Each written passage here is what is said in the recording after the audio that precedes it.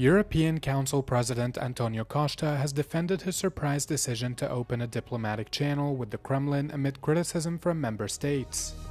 Mexico becomes the first team to qualify for the knockout rounds of the FIFA World Cup as Canada routed Qatar 6-0 to produce its first ever win in 40 years. European Council President Antonio Costa has defended his surprise decision to open a diplomatic channel with the Kremlin to assess whether conditions exist for peace negotiations to take place. His team concluded following their assessment that the possibility is in fact not currently viable. The issue, however, dominated the EU summit in Brussels on Thursday, as he had always presented a hardline stance against negotiating with or communicating with the aggressors. No clear explanations emerged as to why Costa, who has thus far made preserving EU unity a central theme of his presidency, decided it was the right time to reach out to Moscow.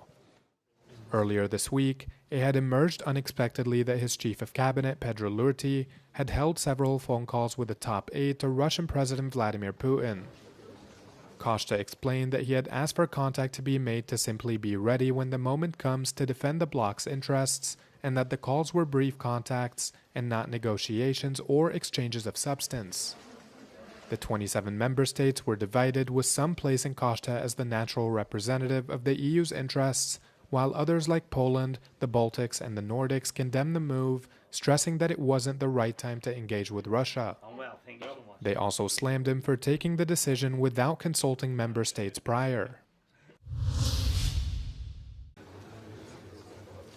The 27 leaders of the European Union gathered in Brussels for a two-day summit focused on Russia's invasion of Ukraine, the shockwaves caused by the Chinese economy, and the bloc's next long-term budget. Thursday's summit comes at the heels of a G7 meeting in Evian that managed to convince US President Donald Trump to sign a joint statement pledging to increase military support for Kiev and sanctions on Russia. For the European Commission President, the tide is turning, referring to Ukraine's recent gains on the battlefield. Russia, on the other hand, the economy is suffering. The fact that Russia has shut down the internet, closed Telegram, for example, speaks for itself, because Russia is again rising an iron curtain, but now it's a digital iron curtain on their people. Volodymyr Zelensky, attending the meeting, said he intended to discuss the opening of all EU accession negotiation clusters for Ukraine. He reaffirmed Kiev's push for a faster path to membership, despite concerns from several member states. EU leaders will also focus on China. Brussels has concluded that EU-China trade is currently unsustainable and something must change in the relationship to avoid an all-out confrontation. We definitely need more European coordination in our engagement with China to protect the European economy and to boost our competitiveness. So I'm very much open for these discussions. On Friday, leaders will turn to another contentious topic, the next 7-year EU budget, which the Commission has pitched at a record-breaking €2 trillion.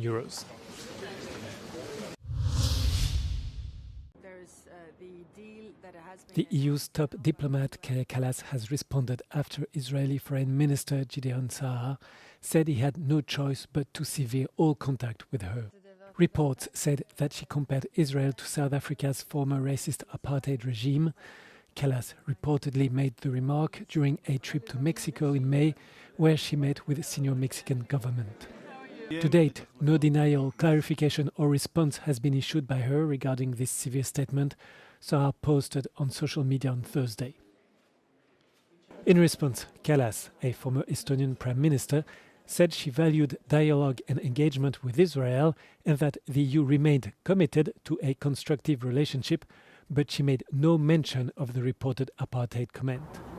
In her post, Kallas added that the EU position was firmly that a two-state solution remained the only viable path to peace in the Middle East. The EU has condemned the illegal Israeli settlements in the West Bank that make it increasingly difficult to get to that goal, she wrote.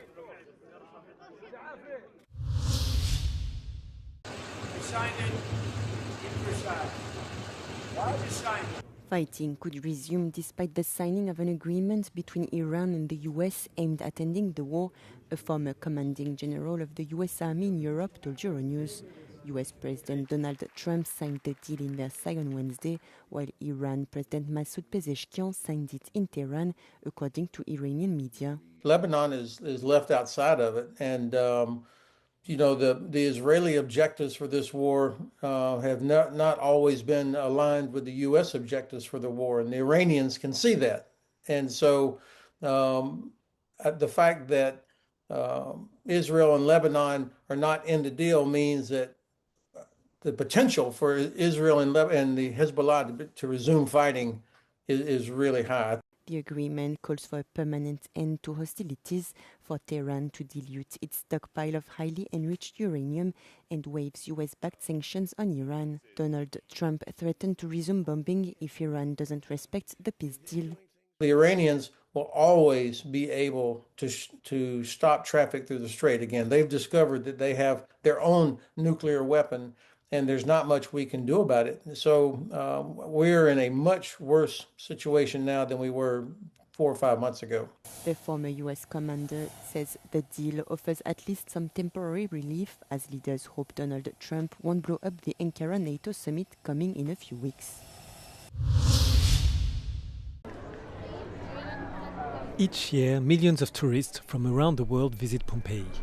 They admire its frescoes and archaeological ruins, but few of them will ever notice the solar panels installed on the roof of the ancient Roman Villa of the Mysteries. Vediamo qui uno dei coppi delle tegole sul tetto sotto il quale stiamo, e da qui sembra una tegola antica.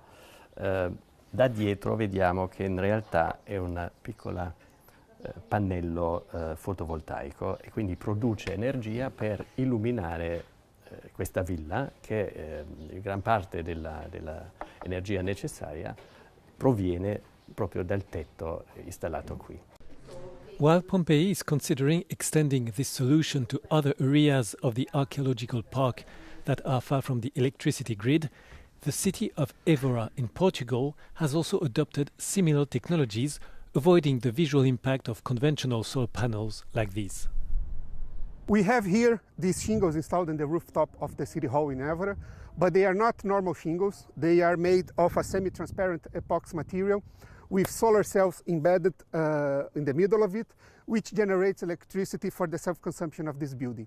We have around this area around 20 kilowatt peak of PV shingles, as they call them, installed, and their objective is to blend into the landscape architecture of this building to protect the heritage area aspect of Évora. Since 1986, Évora's historic centre has been listed as a UNESCO World Heritage Site. PV shingles are among the solutions through which a European project is helping the city reconcile heritage preservation with the modern challenges of sustainability.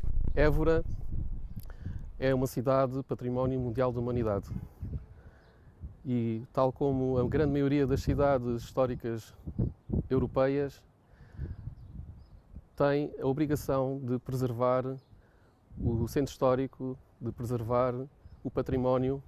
No entanto, não pode ficar parada no tempo. Nós temos também que avançar no sentido de encontrar soluções que permitam às cidades históricas ir ao encontro daquilo que hoje em dia nós temos que resolver, que é o problema da descarbonização. Among the solutions developed to make this possible is one created by a small family-owned company based in northeastern Italy. Il coppo è un composto di resina che viene versato al primo strato, si prendono le celle fotovoltaiche che abbiamo già saldato in precedenza, le si mette dentro, successivamente si prende un altro strato che è un composto fatto con dei carichi, l'ultimo passaggio è abbassare lo stampo e togliere finalmente il prodotto finito, che è appunto un composto di resina con all'interno le celle che abbiamo visto prima.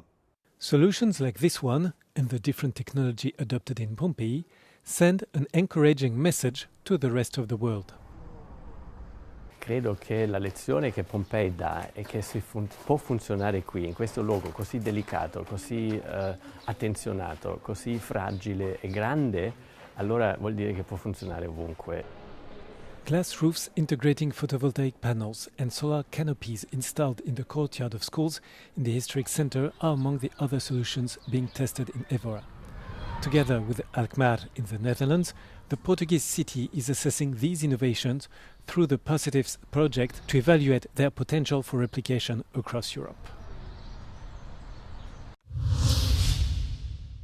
The FIFA World Cup served up 4 more group stage matches on Thursday with goals, drama and a statement victory from co-host Canada, who secured their first ever men's World Cup win in 40 years. The Canadians did it in style in Vancouver, hammering Qatar 6-0. Jonathan David led the rout with a hat-trick as the host boosted their chances of reaching the round of 32.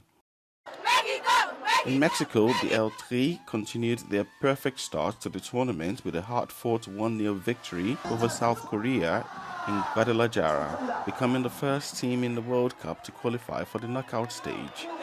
In Group A, South Africa and Czechia played out a 1-1 draw.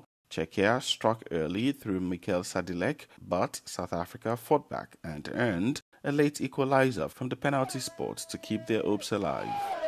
Earlier on Thursday, Switzerland produced a dominant late display to beat Bosnia 4-1.